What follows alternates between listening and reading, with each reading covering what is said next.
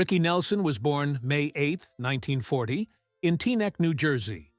His life was hardly normal from the very beginning since his father, Ozzie Nelson, was a big band leader, and his mother, Harriet Hilliard, was a movie actress. Ricky grew up in the limelight while other kids were out playing in their yards. Ricky was spending time in recording studios and in front of the cameras. His family had a famous radio show that was popular throughout America called The Adventures of Ozzie and Harriet. By the time Ricky was just a baby. By the time Ricky was 8 years old, 1949, he joined the family's radio show along with his older brother David.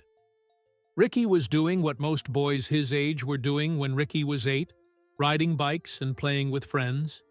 Ricky was memorizing scripts, talking into microphones, and earning money, and audiences loved him because he was natural and charming. I mean, who was not going to love a kid? Anyway, Ricky was already a household name in America by the time he turned 10. However, fame had its drawbacks. Ricky did not have a normal childhood. He did not have birthday parties with his classmates or sports games. His life revolved around work, cameras, and public display. And his home in Los Angeles had become part of the television show, so his personal life was entertainment.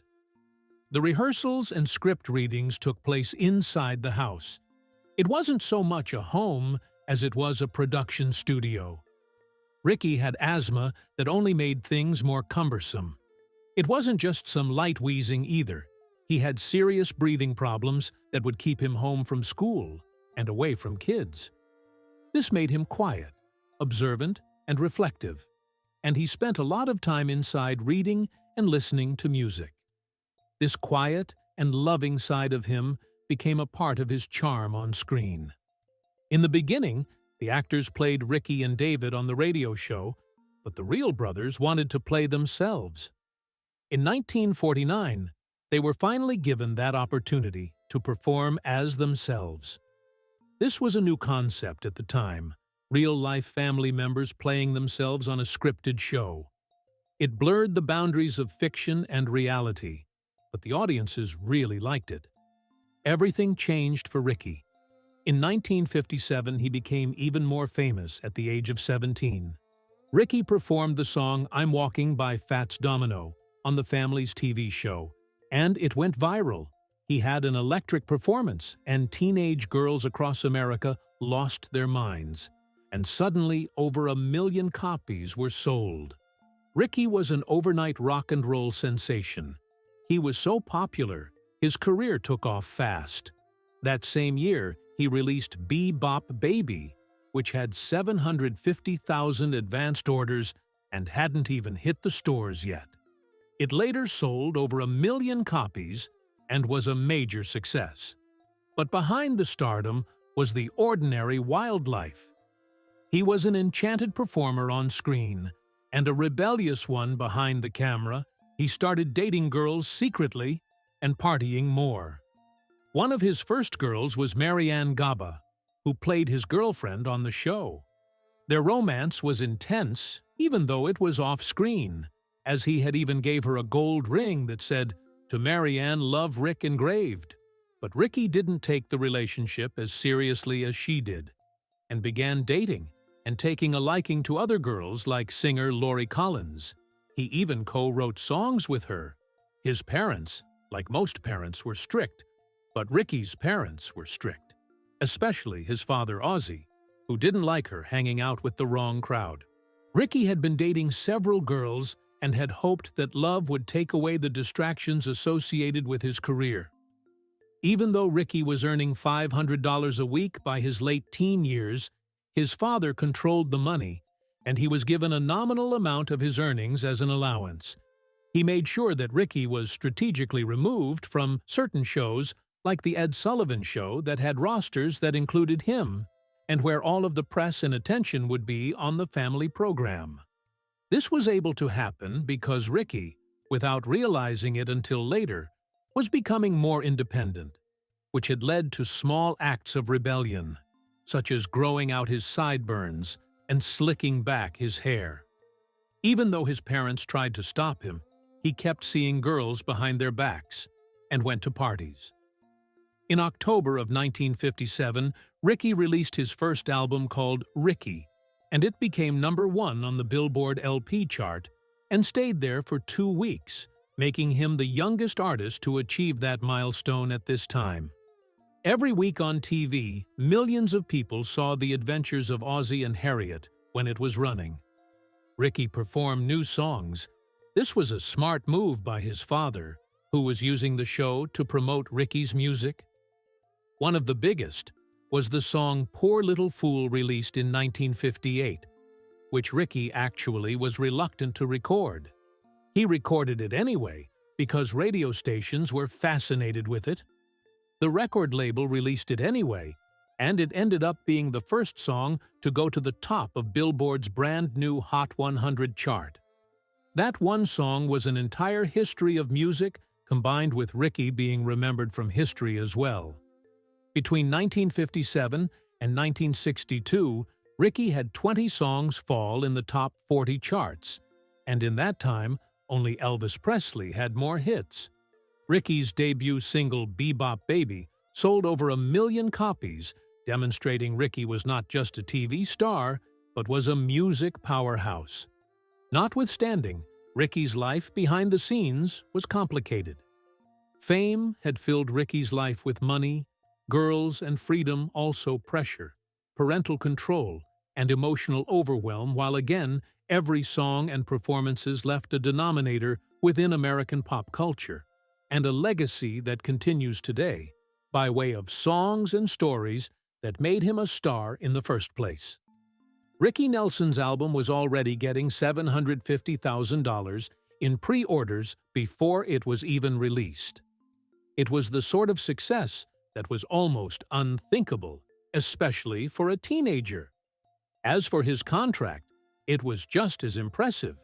He was guaranteed $50,000 over 5 years, the rights to everything he recorded, and the rights to what his album art looked like. That kind of creative freedom was virtually unheard of in a 19-year-old. The cash continued coming in, and he just became more popular. His records continued selling, in large part because of his regular appearances on his family's television show. By 1960, the Ricky Nelson International Fan Club was boasting approximately 9,000 chapters around the world. Ricky was not just wealthy, he was everywhere. In 1959, he also proved he could act. He co-starred in the movie Rio Bravo with legends John Wayne and Dean Martin. He received great reviews for his performance as Colorado Ryan, and even a Golden Globe nomination for Most Promising Newcomer in Hollywood. This accolade was great, but at the same time as Ricky's acting career blossomed, his personal life began to change as well. Ricky was living large. He was wearing tailored suits, driving expensive cars, and partying in the right social circles. And everyone knew it. Ricky was reported to have a spending allowance of $5,000 a month. This is about $50,000 in today's money. The fame he was experiencing was not only making him a teen idol, but it transformed him into a Hollywood aristocrat with expensive habits. One of Ricky's biggest musical achievements happened in 1961 when he released the song Traveling Man. When Traveling Man was conceived, it was first offered to Sam Cooke, who rejected the song thinking there was no way it could fit his identity. Ricky took a chance on the song, and it proved to be worthwhile, with the song hitting #1 in April and selling more than 1 million copies in just a few weeks. And even the B-side, Hello Mary Lou, was a hit. Having Billboard 2 songs from the same record was rare and clearly demonstrated Ricky's acute music perception. However, even with all the success, trouble was brewing behind the scenes.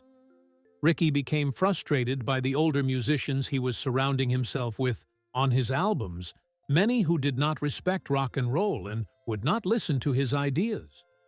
One musician told Ricky, "Kid, this ain't music." And by then, Ricky had had enough. He fired the older musicians and started his own band, with young musicians that shared his vision. It cost him a lot in terms of salaries, equipment, and traveling, but it gave him control. One of those new bandmates was James Burton, who later became a legend in his own right. For Ricky, it was about more than music at this point. It was about respect. However, just as Ricky was gaining control over his music, a storm was brewing. In February 1964, the Beatles appeared on The Ed Sullivan Show, and everything changed. By April, they occupied the top 5 spots on the Billboard charts. The music world shifted overnight. Even Elvis was faltering, and Ricky was no exception. For example, his 1964 song, For You, barely made it on the top 40. His formerly untouchable fame was slipping away. The British invasion had rewritten the rules of popular music. As this was happening, Ricky's personal life became more complicated. He met 16-year-old Kristen Harmon on Christmas Day in 1961. He was 21, and she was the daughter of a football star, Tom Harmon, and actress Elise Knox, and sister to eventual TV star Mark Harmon. On the face of it, they seemed like the ideal Hollywood couple. Attractive, famous, and raised in public. But the marriage very quickly became a long, painful ordeal. Rick was financially still being controlled by his father, AZ, while Kristen, used to a rich lifestyle, expected the best of everything. Rick wanted to meet those standards, but over time and constant spending on houses, cars, designer clothes, and expensive vacations, Rick's finances were depleted. By the late 1970s, Rick was practically broke. Rick and Kristen married on April 20th in 1963. It wasn't exactly romantic. Kristen was already pregnant, and her Catholic parents urged her to marry quickly. Rick was not Catholic, but he had to take catechism classes and agree to raise the children in the Catholic faith. It was a condition of the marriage, not something he chose. Their marriage began under a cloud of pressure, and it never resolved. Oddly enough, Rick's parents adored Kristen.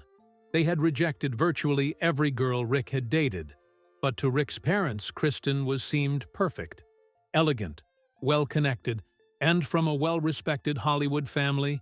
But behind the images, the reality began to unravel quickly.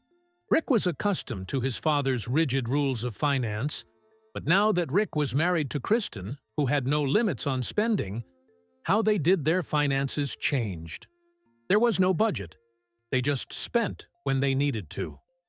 When Rick's career in music faltered in the mid-1970s, the bills kept coming. Kristen wanted him home, but Rick's only way to make ends meet was by being on the road touring. Rick was financially and emotionally exhausted. What started as a loving, idyllic marriage soon devolved into over $1 million legal mess. Kristen even appeared as herself in one of Rick's performances after they were married, on the adventures of Ozzie and Harriet. It made some money, but instead of putting them on track financially, it only encouraged spending. Neither Kristen nor Rick knew how to save.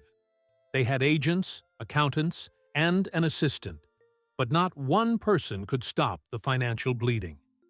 Rick found himself, a former strict follower of his father's rules regarding money, drowning in expenses, trying to keep up appearances, while Kristen felt trapped in a fake television world and a city underwhelming marriage, started pulling back emotionally.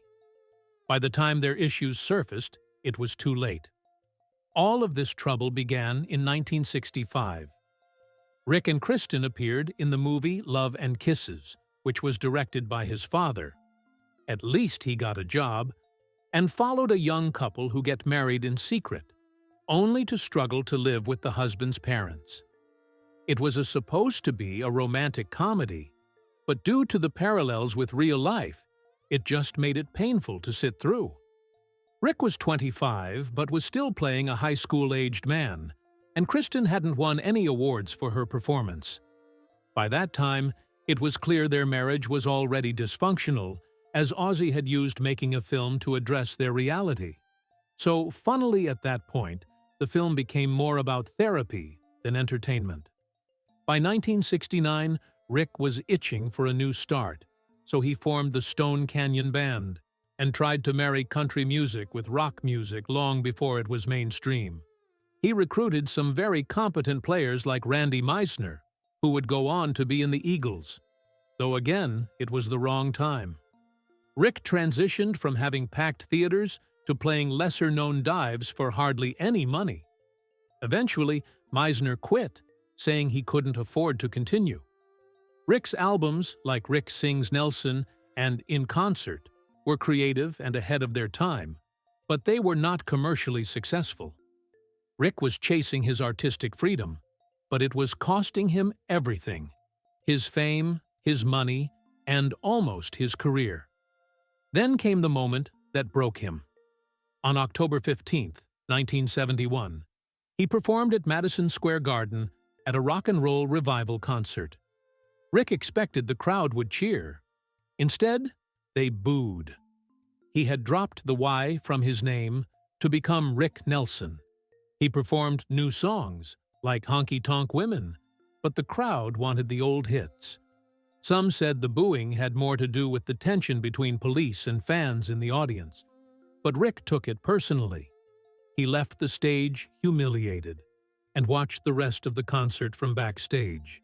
He eventually returned to perform the classic hits, and the crowd applauded, but the emotional damage was already done. That night inspired him to write Garden Party, a song about being true to yourself, even when others don't understand. It was personal, heartfelt, and honest. The chorus said it all: you can't please everyone, so you got to please yourself. The song became a hit, reaching number 6 on the Billboard Hot 100, and earning a gold record. For a brief moment, Rick Nelson was back in the spotlight. But this time, it was on his own terms. Rick Nelson had his first top 10 hit in almost 10 years, with the song Garden Party. People who had stopped believing in him were suddenly fans again, singing along with his music. But the success didn't last long. The songs he released after that, like Palace Guard, didn't do well. By 1974, his record label were in a problem with him. Records like Windfall were career failures, and his audience kept getting smaller. Ultimately, he ended up performing in theme parks and getting small TV roles. Before too long, he was dropped by his label MCA. Garden Party became both a moment of success and the beginning of the end. Rick had once been one of the most successful musicians in America. But as the mid-70s arrived, closing in on him, his whole life was falling apart. His marriage to Chris Nelson, his wife was breaking down. They appeared to be a happy couple in public, yet behind closed doors they were only staying together for show. Rick was away touring, trying to make sure he made enough money to support their lavish lifestyle, which included private schooling for their kids and fancy homes. And the more he worked the mounting distance, he had become abandoned by his wife. Chris felt abandoned too, and Rick felt stuck. Their exchanges became arguments. The home they were supposed to share became a war zone in 1977. After becoming exhausted, after another long tour, Rick became a victim of the clustering of events. Chris had left all of Rick's belongings in a rental home, and when he got to the house, she was in there with 2 cheerleaders for the Los Angeles Rams. Rick was horrified beyond words and extremely embarrassed. And in that instant, he understood clearly that there was no fixing their marriage. Chris said she was going to do what was in the best interest of their children, and accused Rick of getting high, for which Rick and his team denied emphatically. But the writing was on the wall, and the marriage was already dead. In 1980, they tried to start anew. Rick bought a mansion for $750,000 that used to belong to actor Errol Flynn.